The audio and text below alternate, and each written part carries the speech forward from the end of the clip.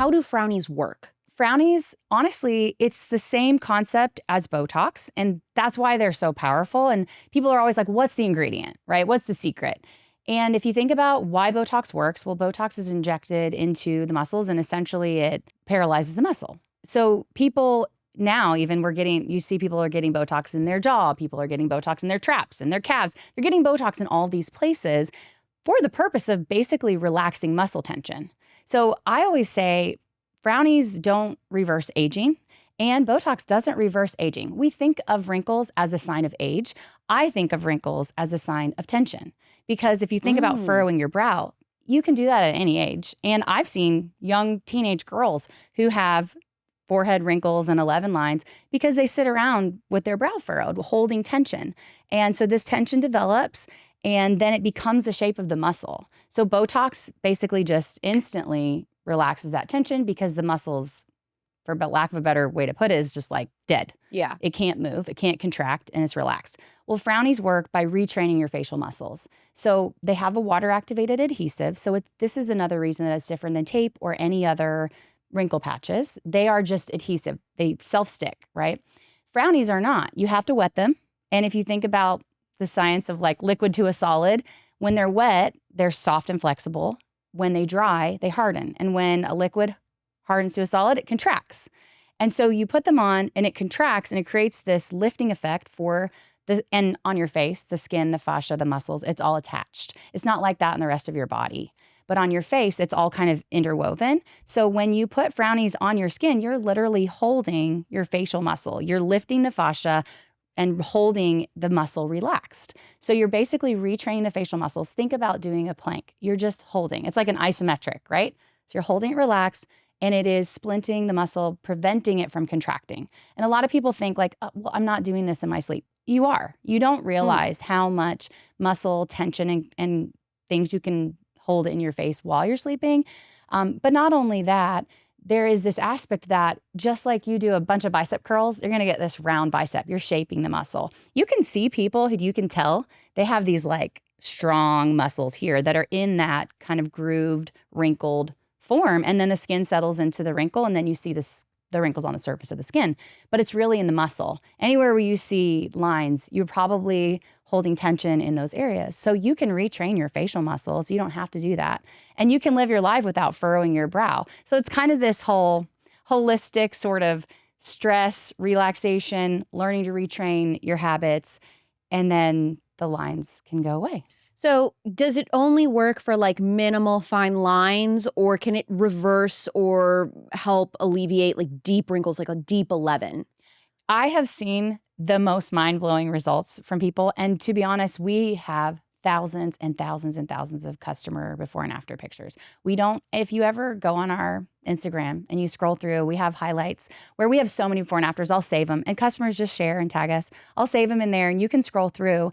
Any before and after you ever see from us, it's a customer photo sent in, not paid, not sponsored. We don't pay any influencers other than we have affiliates, right? Who they get commission for their links. But it's all organic people's testimonies, real people, real customers. And sometimes the photos are kind of blurry and people are like, oh, this isn't real. Yeah. You know, it's like, hey, Well, this that's is a 'cause it's a real screenshot from a customer. They don't know what they're doing. Yeah. But yes, we have seen people with very, very deep lines that I am shocked. And I look at these pictures every day, and every day I get a new before and after, and I am shocked. How long do you have to do it to see results? And do you have to commit to doing it every single night, or it's going to go right back? To be honest, it really depends on the person, right? And I always kind of bring up fitness. If we all follow the same 90-day fitness regimen, every single person will get different results, right? There's different skin types, different age, different amount of collagen in your skin, different lifestyle habits.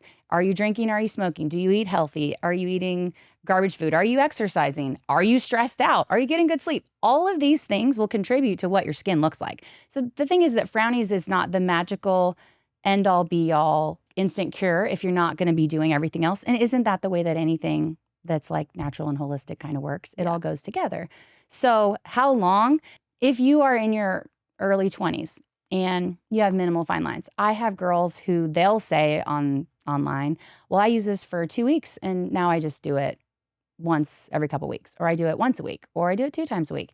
And then I have women who start in their 50s with very deep lines, and it takes them, several months to get to where the end of the day result looks better than it did in the beginning. And that's really what I say with results. You'll wake up the first morning and you're going to see a sneak peek of what it could be like. But a lot of people will say, well, my lines came back right away. I'm like, how many days a week do you do it? I personally, maybe 2 or 3. But you have to understand, I started, I put them on the first time at 18 years old. After a day at the beach and I'm feeling a little ooh, my skin, I would wear Frownies and then not wear them again for 6 months.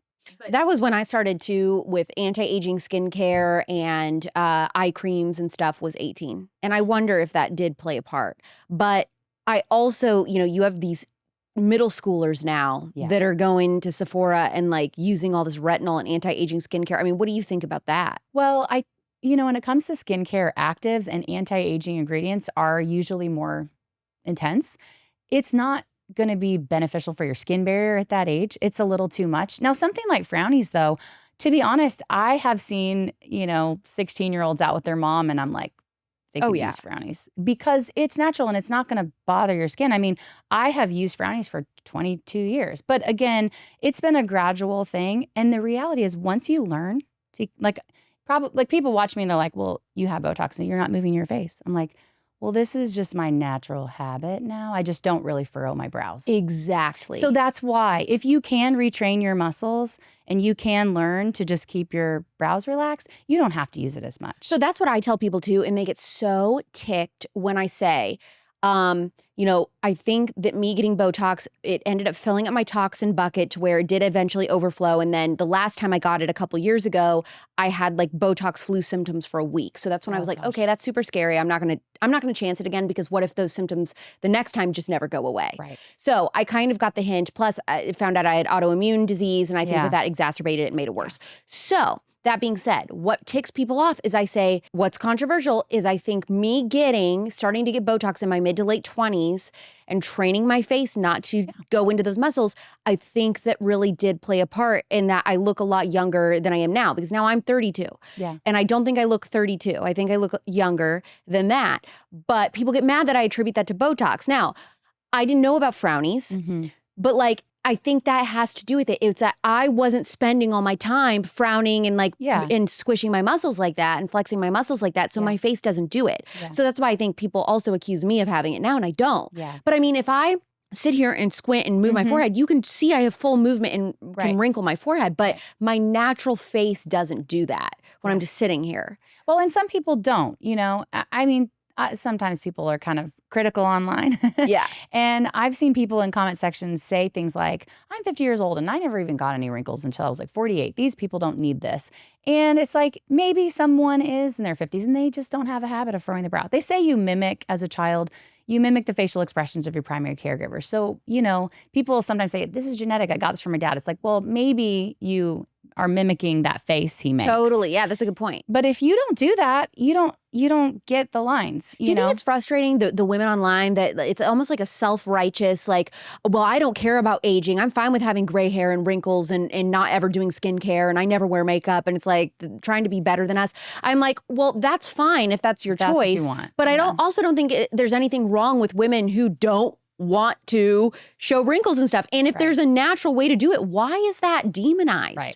Well, and on top of that, because we do get that criticism from both ends. We get the criticism from the Botox people who are like, you're ridiculous. This is insane. This doesn't work. And then you get the criticism from the people who are like, just let women age, And like I said, I do not think of this as an anti-aging product because there are wrinkles that you will get as you age and Frownies won't stop that. We will all eventually have skin that gets older. And even if you get Botox, you can tell a woman's skin who is in her 70s does not look like a woman's skin in her 20s, even if she got Botox, even if she got a facelift. Your skin's going to be different. It's going to age. And Frownies, nothing's going to stop that.